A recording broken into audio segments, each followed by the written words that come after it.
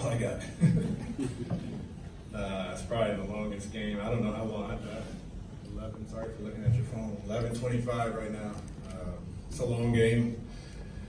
We ran out of bodies. We started to run out of bodies with Amari going down and Kevin's minute restriction, and John not here, and foul out by Torian and Dwayne.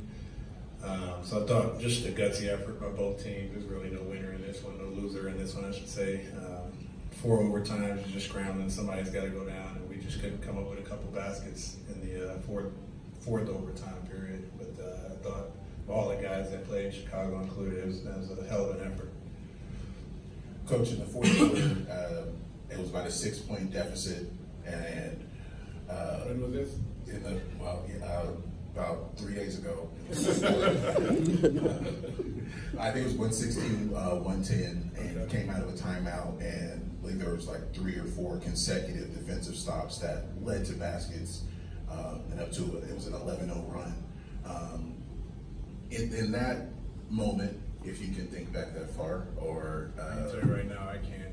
I really can't. It's trying to piece, what happened and when it happened, and I really can't. I can't string together when a lot of the plays occurred. I just know it was back and forth the entire time, and it's a tough ball game. And the biggest thing is trying to figure out, once Dwayne went down and TP went down, trying to figure out matchups. They went really small. We got Alex Lynn on the floor. We're trying to get Trae off of marketing when we switch. We're trying to hide Alex on one of their non-shooting smalls. And so it's just a tough matchup of figuring out where to put bodies, put our best defenders, and try and contain Levine and try and contain Porter. So I really can't. I got no sequence tonight. I think was it more of a focus on defensive matchups going into the overtime? Well, it was both. And, I had a couple of the coaches talking about Alex, and, because they were small, should we keep Alex on the floor? And I thought, we should be able to punish them because they're just going to switch on Trae, and Trae's going to be able to go by Markkanen or some of their other guys, and Alex was able to get a lot of drop-offs and and-ones at the basket. So I thought that was important offensively, and defensively, obviously, it's a little bit of a challenge when they're small like that. So we needed healthy bodies, and we needed to find an advantage one way or the other, where our advantage was having size on the offensive end, the disadvantage was having size on the defensive end when they were small. When you get back to the locker room afterwards, was there a particular message you gave? No, just recovery. And these guys, a 4 overtime game. The only thing that really matters right now is making sure they take as much time they need in the locker room to, this has to be a record for anyone over 40. Played 45 minutes tonight. Our guys need ice tubs, they need massages, they need treatment, they need whatever it is. We're going to meet at the plane tomorrow. But that was the most important thing. It's a gutsy effort, a lot of tired bodies, but they need to understand, especially the young guys. Trae played 55 minutes, I guess it was. So he needs to understand what recovery is. He may not feel it now, and he's got adrenaline because of the career highs and things like that. He'll feel it tomorrow. Coach, 2 questions. Any updates on Amari? And throughout the game, was it a point where you realized Trae was getting close to 50 and you kind of wanted to keep him in to give him the opportunity to reach that plateau? No. Amari was in plain clothes. He seemed all right. I don't know the full status. Trae had a career high, that's all I know. And, it was rolling, and he was doing a lot of things. Probably had a career high in assists. I'm not sure what that number is, but just needed him on the floor. I know he was playing a lot of consecutive minutes, so trying to find ways to give him a break as much as I could and use offense, defense with Justin Anderson. But there's no focal point on trying to get a certain number. You mentioned it briefly, but Vince plays 45 minutes tonight. Did you ever envision a time this season where he would play over 40 20 minutes? Yeah, 20 minutes. I was just trying to keep him at 20 all year. I've said it. I don't know if Vince is getting younger or what, but he's had just unbelievable games this year, quarters, games. He gets another major dunk tonight, and there's just a lot to be said about Vince. At 42 years old, he's playing 45 minutes. He's having big games. He's still dunking on guys. He's still making timely and big threes. He takes a charge in overtime to give us an opportunity. What else can you say about the guy? He's just a remarkable example of what our young guys should be and see about how to respect the game, how to respect the journey, and to really, have high character. Coach, it may be crazy to say, but you see this team again on Sunday. How do you expect that game to go? They're a much improved team since the trades. I like their chemistry. I like how they've played well together. They're playing with the spirit and energy defensively as well.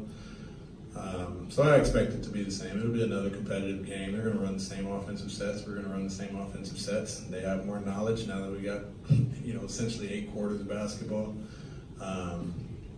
Sure, there'll be some tired bodies on both sides. So it'll be another competitive game. It's an early afternoon game. Those are always a little bit different. But it's like playoffs. This is exactly what a playoff atmosphere feels like. You play a team, and going through the same sets, and you come back 2 days later and play them again. So they'll make their adjustments on how to slow Trae down, and we got to make our adjustments on how to slow Levine down as well. Is there anything you could tell us with respect to Kevin as far as leaving the game, coming back, what his minutes cap might have been? His minutes was 30 tonight, and the reason is he's just had a bunch of injuries, and we want to be cautious with not trying a game like this. He probably would have been out 2 weeks just because of the concern and how his body's been the last couple of weeks, and until we feel he's 100% healthy, we want to be mindful of that. So he got to, it was 5 minutes over in the overtime game the other night. It was 3 minutes over his minute restriction in Houston. We didn't want to set a trend of going over something that we're trying to be cautious about. And so it was important to be disciplined with a guy like Kevin at this time. Coach, I got 2 questions for you. The first one is, what is the easiest way to kind of describe the zone that Trae is in? And is there anything that he necessarily does that surprises you at all ever?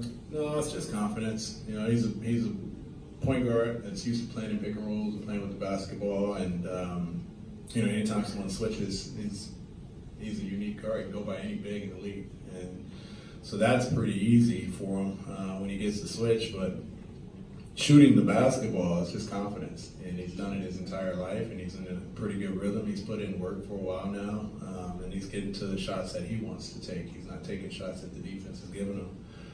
So I really don't even think it's his own. I just think he's comfortable, and he's playing with confidence, and our guys are trusting him and letting him be the facilitator.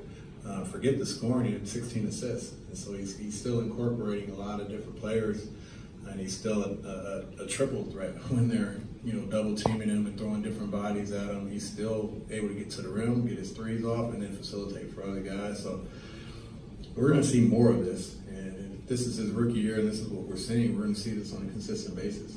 Now, as far as my final question is, in terms of the minutes that we can expect him to play on Sunday, considering the fact that we're kind of slim at that position in terms of depth.